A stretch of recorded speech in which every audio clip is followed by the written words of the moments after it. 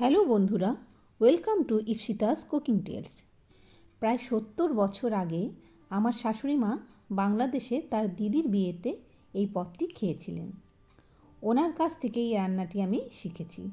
অপূর্ব স্বাদের এই রান্নাটির রেসিপি আজ আমি তোমাদের জন্য নিয়ে এসেছি, যার নাম হলো নারকেলি চিংড়ি। নারকেলি চিংড়ি করতে বেশ কিছু উপকরণ লাগে, যেগুলো আমাদের ঘরেই থাকে সাধারণত। তাহলে আমরা দেখে নিই নারকেলি চিংড়ি করতে আমাদের কি কি লাগছে।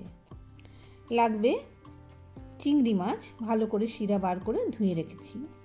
একটা গোটা নারকেল লাগবে, নারকেলটিকে আমরা কুড়ে নেব, অথবা মিক্সিতে গ্রেট করে নেওয়া যেতে পারে।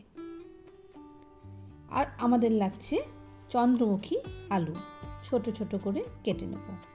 ফোড়নের জন্য লাগবে তেজপাতা, শুকনো লঙ্কা 3-4টি, লাগবে গোটা কাঁচা লঙ্কা ও গরম মশলা গুঁড়োও লাগবে, কিংবা পেস্ট লাগতে পারে। তাছাড়া লাগবে 5 ফোড়ন, হলুদ, জিরে গুঁড়ো বা বাটা, আদা বাটা, কাশ্মীরি মির্চ গুঁড়ো, কাঁচা লঙ্কা বাটা ও নারকেলের জল, এছাড়া লবণ ও চিনি। আরও লাগবে ভালো ঘি ও সর্ষের তেল।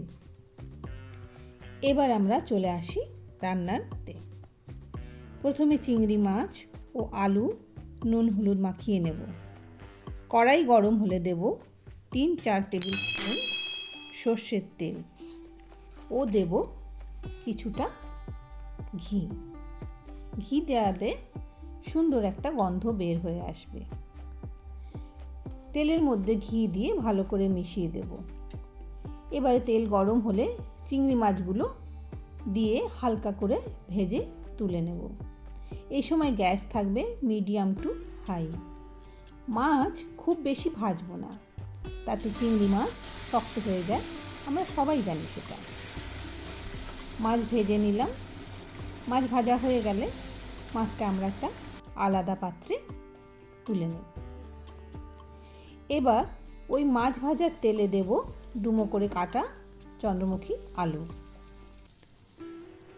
যেহেতু চন্দ্রমুখী আলু, তাই আলু ভাজতে ভাজতে অনেকটাই সিদ্ধ হয়ে আসবে। আলু মিডিয়াম টু হাই ফ্লেমে ভেজে নেব। কিছু সময় দিয়ে আলুটা আমরা ভাজবো, তাতে আলুটা বেশ সিদ্ধ হয়ে যাবে। 50% সিদ্ধ হয়েই যাবে। প্রয়োজনে আর একটু তেল দেওয়া যেতে পারে। এবার তেলে এক এক করে সমস্ত গোটা মশলা দেব। ফোড়ন দিয়ে দিলাম। ফোড়নের মধ্যে দিচ্ছি তেজপাতা, দিচ্ছি গোটা দারচিনি ও এলাচ, গোটা শুকনো লঙ্কা ও হাফ চামচ 5 ফোড়ন।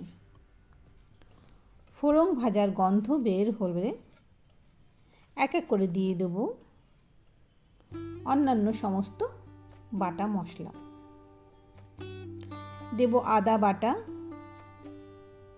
আদা আমরা যেটা বেটে রেখেছিলাম, আদা একটু জল আছে বলে একটু ফুটে উঠবে। এরপরে দিয়ে দিচ্ছি আমরা কাঁচা লঙ্কা বাটা। আমি পুরোটা দিলাম না, ঝাল বুঝে দিতে হবে। দেব জিরে পেস্ট বা জিরে গুঁড়ো। এখানে আমি জিরে গুঁড়োকে জলের মধ্যে গুলে নিয়েছিলাম এবং সেটাই এখানে দিয়েছি। সমস্ত মশলা মিডিয়াম টু লো ফ্লেমে কষে নিতে হবে, যতক্ষণ না পর্যন্ত মশলার কাঁচা গন্ধ চলে যায় ততক্ষণ আমরা কষতে থাকব।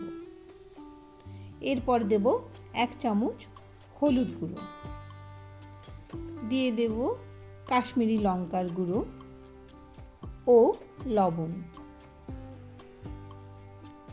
3-4 চামচ নারকেলের জল দিয়ে আমরা মশলাটা কষতে থাকব,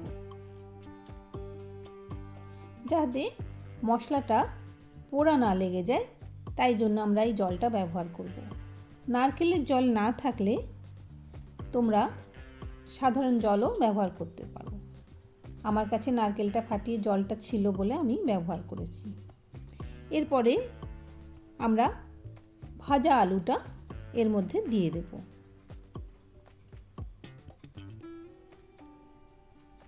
এবং লো ফ্লেমে কষতে থাকব। তারপর দেব ভাজা চিংড়িগুলো। চিংড়ি দিয়ে বেশিক্ষণ কষা যাবে না, তাতে চিংড়ি মাছ শক্ত হয়ে যাবে। 1-2 মিনিট ভাজার পর আমি একটু চিনিও দিয়ে দিলাম।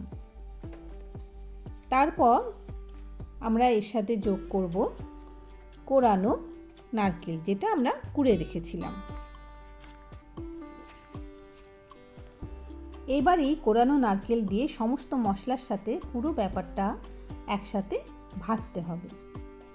এই সময় গ্যাসের ফ্লেম বাড়ানো মোটেও যাবে না, কারণ নারকেল একবার পোড়া লাগলে পুরো রান্নাটাই নষ্ট হয়ে যাবে। মাঝে মাঝে উল্টে পাল্টে এটাকে ভেজে নিতে হবে।